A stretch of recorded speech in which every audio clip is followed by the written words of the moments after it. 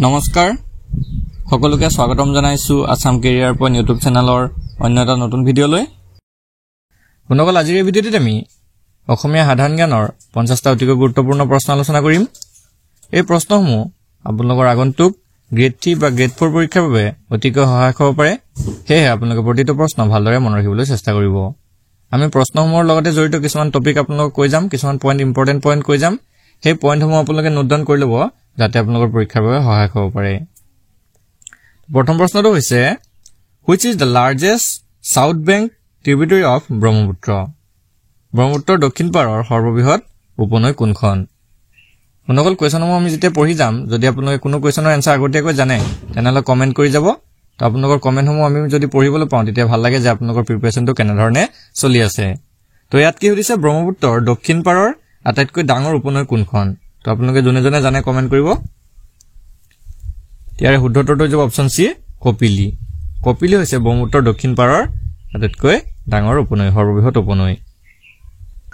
কপিলি নদীৰ ওপৰত কেইটামান আপোনালোকে আৰু পইণ্ট মনত ৰাখি ল'ব Kopili river is an interstate river in north east India that flows through the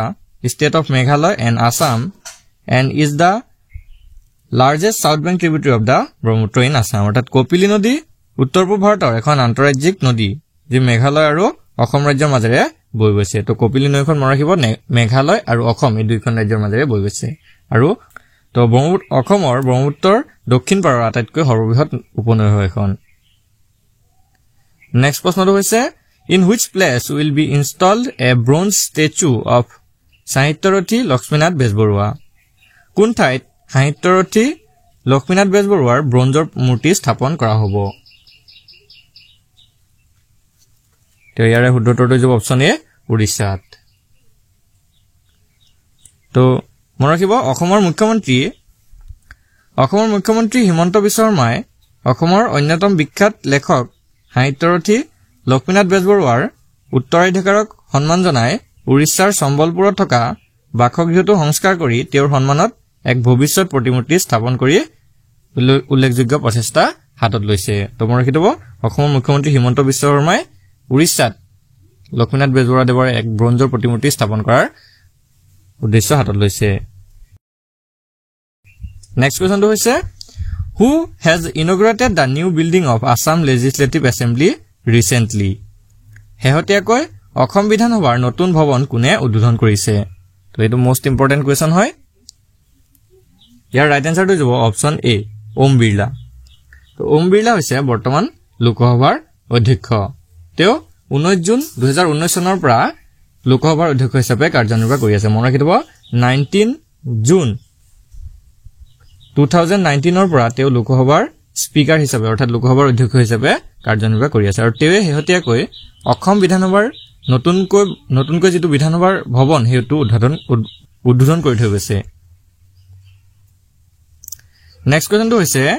during the reign of the Ahom kings provincial governor were appointed to rule the border areas who is he অৰ্থাৎ আহোম ৰজাৰ শাসনকালত সীমান্ত ঠাইবিলাকত শাসন কৰিবৰ বাবে প্ৰাদেশিক শাসনকৰ্তা হিচাপে নিয়োগ কৰিছিল আৰু তেওঁ কোন আছিল তো চাওক আহোমৰ যেতিয়া শাসন চলাইছিল তেতিয়া সীমান্ত ঠাইবিলাক অৰ্থাৎ যিবিলাক দাঁতিকাষৰীয়া ঠাই আছিল সেই ঠাইবিলাকত শাসন কৰিবৰ বাবে এজন প্ৰাদেশিক শাসনকৰ্তা নিয়োগ কৰি ৰাখিছিল আৰু সেইজন কোন আছিল সেই শাসনকৰ্তাজন কোন বিষয়ববীয়াজন আছিল আমাক সুধিছে ইয়াৰ ৰাইট আনসাৰটো হ'ব অপচন ডি দাঁতিয়লীয়া গোহাঁই তো তেওঁ আছিল দাঁতিয়লীয়া গোহাঁই সীমান্ত ঠাইবিলাকত শাসন চলাইছিল নেক্সট কোৱেশ্যনটো হৈছে according to the legend which of the following king was born of Prithvi or the mother earth আখ্যান অনুসৰি তলৰ কোনজন ৰজাৰ মাতৃ পৃথিৱী অথবা ধৰিত্ৰী আছিল ৰাইট আনসাৰটো হ'ব অপচন এ নৰকাসুৰ ইয়াতে আমি আৰু কিছুমান ইম্পৰ্টেন্ট পইণ্ট মনত ৰাখিব নৰক বা নৰকাসুৰ নামেৰে পৰিচিত আছিল নৰক ৰজা নৰকাসুৰ নামেৰে পৰিচিত আছিল আৰু প্ৰাগজ্যোতিষৰ কিংবদন্তি ভৌম বংশৰ প্ৰতিষ্ঠাপক আছিল তো মনত ৰাখিব নৰকাসুৰ বা নৰক ৰজা ভৌম বংশৰ প্ৰতিষ্ঠাপক আছিল যদিও নৰকৰ বিষয়ে প্ৰথমে মহাভাৰতত উল্লেখ কৰা হৈছে পিছৰ গ্ৰন্থসমূহে ইয়াক সজ্জিত কৰিছে অৰ্থাৎ পিছৰ যিবিলাক বৈদিক গ্ৰন্থ আছে যেনে ব্ৰহ্মপুৰাণ বা বিষ্ণু পুৰাণ সেই পুৰাণ বিলাকৰ অনুসৰি তেওঁ ভূদেৱীৰ পুত্ৰ আছিল অৰ্থাৎ তেওঁ পৃথিৱী অৰ্থাৎ ভূদেৱীৰ পুত্ৰ আছিল আৰু তেওঁৰ পিতৃ আছিল বৰাহ অৱতাৰ বিষ্ণু দেৱতাৰ যি বৰাহ অৱতাৰ আছিল সেই বৰাহ অৱতাৰ তেওঁৰ পিতৃ হিচাপে মনা হয় মান্যতা দিয়া হয় নেক্সট কোৱেশ্চনটো হৈছে in which year was the last battle between the Ahoms and the Mughals fought অৰ্থাৎ আহোম আৰু মোগলসকলৰ শেষ ৰণখন অৰ্থাৎ শেষ যুদ্ধখন কিমান চনত সংঘটিত হৈছিল কোন চনত হৈছিল মোগল আৰু আহোমসকলৰ মাজৰ যিখন শেষ যুদ্ধ লাষ্ট বেটেলটো কেতিয়া হৈছিল যদি আপোনালোকে জানে কোনোবা এটো কমেন্টত জনাবলৈ চেষ্টা কৰিব ইয়াৰ ৰাইট আনসাৰটো হ'ব অপচন সি 1681 অৰ্থাৎ 1681 চনত নেক্সট কোৱেশ্চনটো হৈছে what is the highest railway station in Assam অসমত আটাইতকৈ ওখ থকা ৰেল ষ্টেচনটো কোনটো খুব ইম্পৰ্টেন্ট প্ৰশ্ন হয় মোস্ট ইম্পৰ্টেন্ট কোৱেশ্চন তো ইয়াৰে যেটো শুদ্ধ উত্তৰ হেতু হ'ব অপচন ডি জাতিংগা জাতিংগা হৈছে অসমৰ আটাইতকৈ ওখ অৰ্থাৎ আটাইতকৈ ওপৰত থকা railway station next question who was the first ruler of Cooch Behar কোচবিহাৰৰ প্ৰথম শাসক কোন আছিল বন্ধুসকল ইয়াৰ ৰাইট আনসাৰটো হ'ব অপচন এ লক্ষ্মী নাৰায়ণ তো আপোনালোকে ইয়াতে ভুল নকৰিব বহুতে হয়তো এটো বিশ্বসিংহ বুলি আপোনালোকে অপচনটো শুদ্ধ দিব পাৰে তো বিশ্বসিংহ আছিল কোচসকলৰ মানে কোচ বংশৰ প্ৰতিষ্ঠাপকহে আছিল বিশ্বসিংহ তো কোচবিহাৰৰ প্ৰথম শাসক আছিল লক্ষ্মী নাৰায়ণ তো আপোনালোকে হয়তো জানে সকলে কোচ ৰাজ্যখনক দুটা ভাগত ভাগ কৰি দিছিলে এটা আছিল কোচবিহাৰ আৰু এটা আছিল কোচহাজু তো সেই কোচ যিটো বিহাৰ আছিল কোচবিহাৰৰ যিজন প্ৰথম শাসক আছিল হেজন আছিল লক্ষ্মী নাৰায়ণ নেক্সট কোৱেশ্চনটো হৈছে which day in Assam is celebrated as সতী জয়মতী দিৱস অসমৰ কোনটো দিনত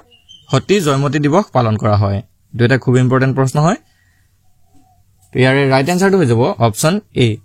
27 মাৰ্চ অৰ্থাৎ 27 মাৰ্চ তাৰিখে সতী জয়মতী দিৱস পালন কৰা হয় ইয়াৰ লগতে আৰু কেইটামান ইম্পৰ্টেন্ট পইণ্ট মনত ৰাখি দিব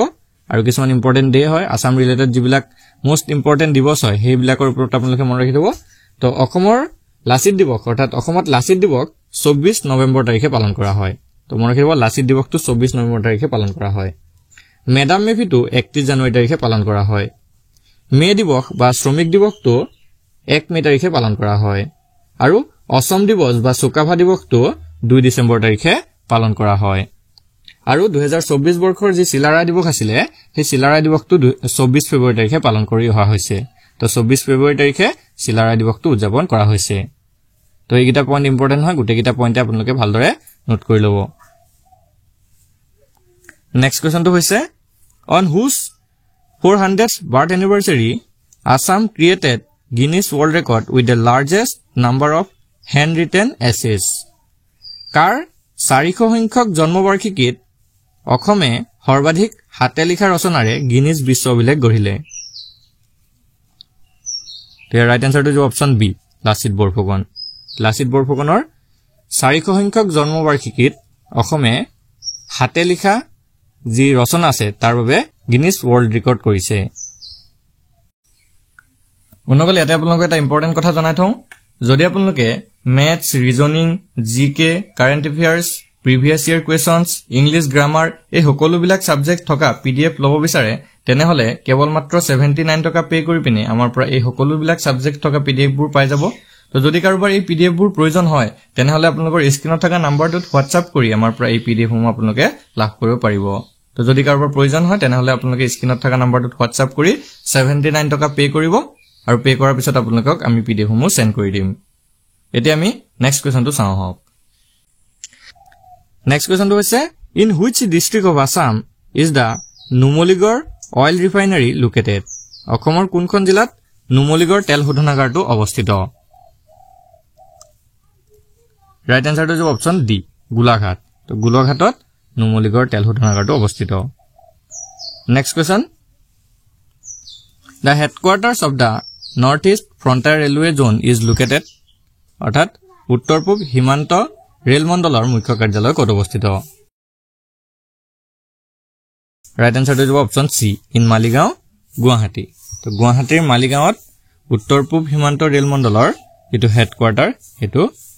অৱস্থিত নেক্সট কোৱেশ্চনটো হৈছে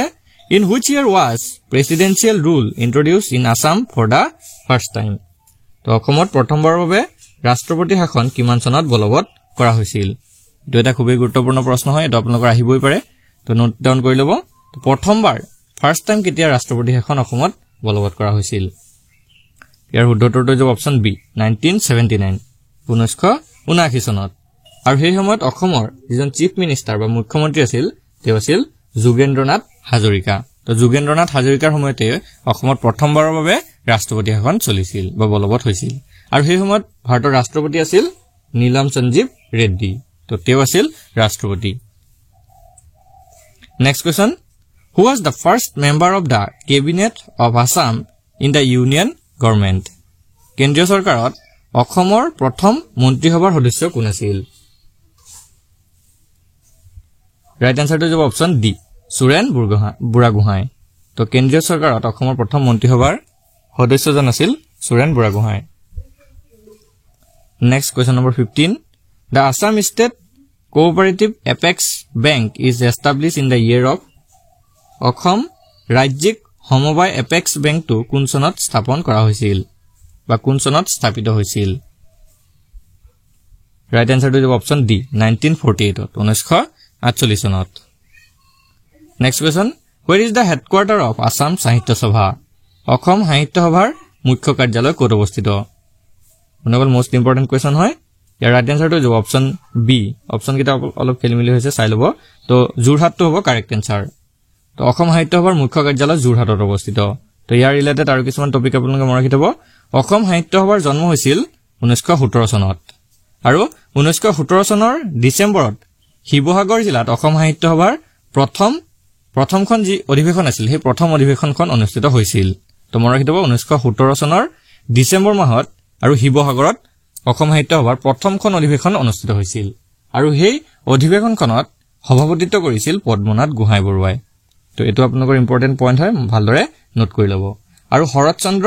গোস্বামী আছিল অসম সাহিত্য সভাৰ প্ৰথমজন প্ৰতিষ্ঠাপক সম্পাদক তো যদি সম্পাদক আহে তেতিয়া হ'ব শৰৎচন্দ্ৰ গোস্বামী আৰু যদি সভাপতি আহে তেতিয়া হ'ব পদ্মনাথ গোহাঁই বৰুৱা নেক্সট কোৱেশ্চনটোত কিছুমান কোড দি আছে চাওক code 1 the founder of Ahom dynasty was Sukapha আৰু কোড 2 দি আছে অৰ্থাৎ উক্তি 2 দি আছে Bhagadatta was the son of Narakasur Which of the following option is correct? তো উক্তি 1 দিয়া আছে আহোম বংশৰ প্ৰতিষ্ঠাপক আছিল সুকাফা আৰু উক্তি 2 দিয়া আছে নৰকাসুৰৰ পুত্ৰ আছিল ভগদত্ত নৰকাসুৰৰ পুত্ৰ আছিল তো এই উক্তি দুটা পঢ়ি পিনে তলৰ কোনটো বিকল্প শুদ্ধ হ'ব আমাক বাছি উলিয়াব লাগে তো অপচন কেইটা দিয়া আছে উক্তি 1 শুদ্ধ আৰু 2 অশুদ্ধ উক্তি 2 শুদ্ধ আৰু 1 অশুদ্ধ নে দুইটাই শুদ্ধ নে এটা শুদ্ধ নহয় তো আপোনালোকে যদি ভালদৰে উক্তি কেইটা পঢ়ি চাই তেতিয়া কি দেখিব চাওক আহোম বংশৰ প্ৰতিষ্ঠাপক আছিল সুকাফা এটো উক্তি শুদ্ধ হয় ৰাইট এই উক্তিটো ৰাইট হয় 2 নম্বৰ উক্তিটো দি আছিল ভগদত্ত নৰকাসুৰৰ পুত্ৰ আছিল তো এইটো উক্তিও ৰাইট হয় তো নৰকাসুৰৰ পুত্ৰ আছিল ভগদত্ত তো দুইটা উক্তি যেহেতু ৰাইট হয় অপচন সি টো হৈ যাব কাৰেক্ট আনসাৰ দুইটা উক্তি শুদ্ধ তো এনে ধৰণৰ প্ৰশ্ন হ'ব আপোনালোকৰ আহে যেহেতু এইবিলাক গ্ৰেড 3 লেভেলত বেছিকৈ আহে সেইকাৰণে আপোনালোকৰ গ্ৰেড 3 লেভেলৰ ক্যান্ডিডেট সকলৰ এনে ধৰণৰ কোৱেশ্চনসমূহ ভালকৈ চাই যাব লাগিব তো এতিয়া আমি নেক্সট কোৱেশ্চনটো আগবঢ়ো কি দিছে চাওক Who among the following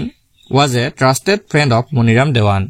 তলৰ কোনজন মনিৰাম দেৱানৰ এজন বিশ্বাসী বন্ধু আছিল ইয়াৰ ৰাইট আনসাৰটো হ'ব অপচন সি পুৰন্দৰ সিংহ মনিৰাম দেৱানৰ এজন বিশ্বাসী বন্ধু আছিল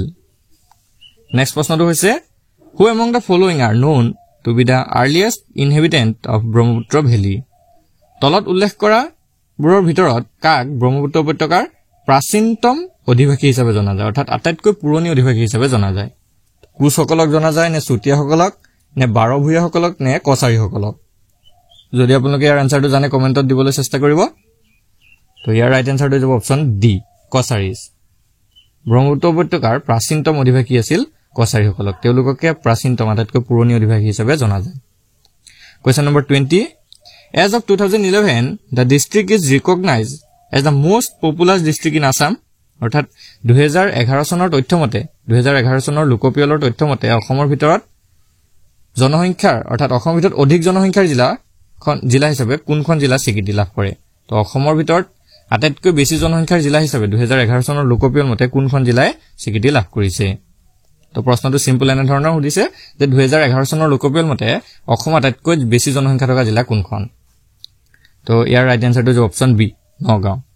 তো 2011 চনৰ যি লোকপিয়ল হৈছিল যেটো সেন্সাস হৈছিল তাৰ মতে নগাঁও জিলাখনৰ জনসংখ্যা আটাইতকৈ বেছি আছিল নেক্সট কোৱেশ্চনটো হৈছে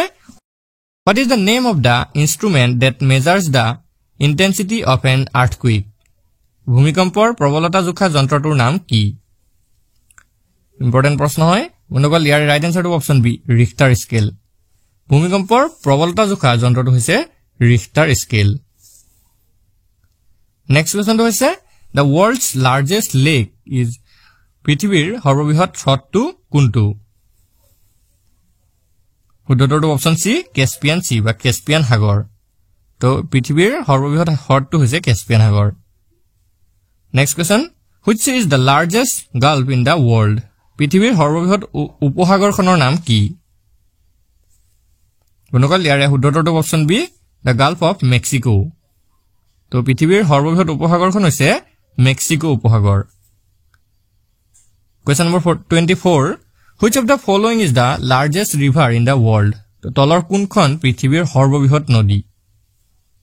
বন্ধুসকল ইয়াৰে ৰাইট আনসাৰটো হৈছে অপচন ডি আমাজন। তো আমাজনখন হৈছে পৃথিৱীৰ আটাইতকৈ ডাঙৰ নদী বহলৰ ক্ষেত্ৰত, আৰু যদি দীঘলৰ ক্ষেত্ৰত হয় তেনেহ'লে হৈ যাব নীল নদী। তো এই নীল নদীখন হৈছে পৃথিৱীৰ আটাইতকৈ দীঘল নদী। আটাইতকৈ ডাঙৰ বা সৰ্ববৃহৎ যদি আহে তেনেহ'লে হৈ যাব আমাজন, আৰু আটাইতকৈ দীঘল আহিলে হৈ যাব নীল। তো সেইটো কনফিউজ নহ'ব। Next question the highest waterfall of the world is? পৃথিৱীৰ সৰ্বোচ্চ জলপ্ৰপাত কোনটো?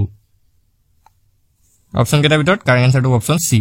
এঞ্জেল ফলছ বা এঞ্জেল জলপ্ৰপাত। Now question number 26 who is the head of the council of ministers? তো মন্ত্ৰী পৰিষদৰ মুৰব্বী কোন হয়? বন্ধুসকল ইয়াৰ ৰাইট আনসাৰটো অপচন এ প্ৰাইম মিনিষ্টাৰ। মন্ত্ৰী পৰিষদৰ মুৰব্বী হৈছে প্ৰধানমন্ত্ৰী, আৰু বৰ্তমান ভাৰতৰ প্ৰধানমন্ত্ৰী হৈছে শ্ৰীযুত Narendra Modi. Now question number 27 who is the constitutional head of the state in India? ভাৰতৰ ৰাজ্যসমূহৰ সাংবিধানিক মুৰব্বী কোন? বন্ধুসকল ইয়াৰ শুদ্ধটো option A governor of the state, অৰ্থাৎ ৰাজ্যৰ ৰাজ্যপাল। আৰু বৰ্তমান অসমৰ ৰাজ্যপাল কোন সেইটো আপোনালোকে মনত ৰাখি থব। তো বৰ্তমান অসমৰ ৰাজ্যপাল হৈছে গোলাপ চন্দ্ৰ কাটাৰিয়া, সেইটো কথা আপোনালোকে ভালদৰে মনত ৰাখি থব। নেক্সট কুৱেশ্যনটো চাওঁ। Question number 28 what is the minimum age prescribed for election as the president of India? ভাৰতৰ ৰাষ্ট্ৰপতি হিচাপে নিৰ্বাচিত হ'বলৈ ন্যূনতম বয়স কিমান হোৱা উচিত?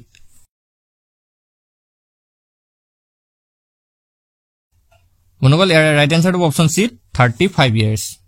ভাৰতৰ ৰাষ্ট্ৰপতি হিচাপে নিৰ্বাচিত হ'বলৈ ন্যূনতম বয়স 35 বছৰ হ'ব লাগিব। Question number 29 what is the minimum age to qualify for the election to the Lok Sabha? লোকসভালৈ নিৰ্বাচিত হ'বলৈ ন্যূনতম বয়স কিমান হ'ব লাগে? কাৰেক্ট আনসাৰটো অপচন এ 25 years। তো লোকসভালৈ নিৰ্বাচিত হ'বলৈ 25 বছৰ বয়স ন্যূনতম হ'ব লাগিব। Next question how many members can be nominated by the president of India to the Lok Sabha? লোকসভালৈ ভাৰতৰ ৰাষ্ট্ৰপতিয়ে কিমানজন সদস্য মনোনীত কৰিব পাৰে? শুদ্ধটো অপচন এ 2 members। লোকসভালৈ ভাৰতৰ ৰাষ্ট্ৰপতিয়ে 2জন সদস্য মনোনীত কৰিব পাৰে। নেক্সট কুৱেশ্যনটো হৈছে who elects the speaker of the Lok Sabha? লোকসভাৰ অধ্যক্ষক কোনে নিৰ্বাচিত কৰে? বন্ধুসকল ইয়াৰে ৰাইট আনসাৰটো option B the members of the Lok Sabha. তো লোকসভাৰ অধ্যক্ষক কোনে নিৰ্বাচিত কৰে? লোকসভাৰ সদস্যসকলে। Now question number 32 who appoints the cabinet ministers at the center? তো কেন্দ্ৰত কেবিনেট মন্ত্ৰীসকল বা কেবিনেট মিনিষ্টাৰসকলক কোনে নিযুক্তি প্ৰদান কৰে? বন্ধুসকল ইয়াৰ ৰাইট আনসাৰটো হৈছে অপচন চি প্ৰেচিডেণ্ট, অৰ্থাৎ ৰাষ্ট্ৰপতিয়ে। Question number 33 who appoints the chief justice of India? ভাৰতৰ মুখ্য ন্যায়াধীশক কোনে নিযুক্তি প্ৰদান কৰে? তো ইয়াৰো কাৰেক্ট আনসাৰটো অপচন এ প্ৰেচিডেণ্ট, অৰ্থাৎ ৰাষ্ট্ৰপতিয়ে। Next question what is the retirement age of the chief justice of the supreme court of India? ভাৰতৰ উচ্চতম ন্যায়ালয়ৰ মুখ্য ন্যায়াধীশৰ অৱসৰৰ বয়স কিমান বছৰ? শুদ্ধটো অপচন বি 65 years। ভাৰতৰ উচ্চতম ন্যায়ালয়ৰ মুখ্য ন্যায়াধীশৰ অৱসৰ বয়স হৈছে 65 বছৰ।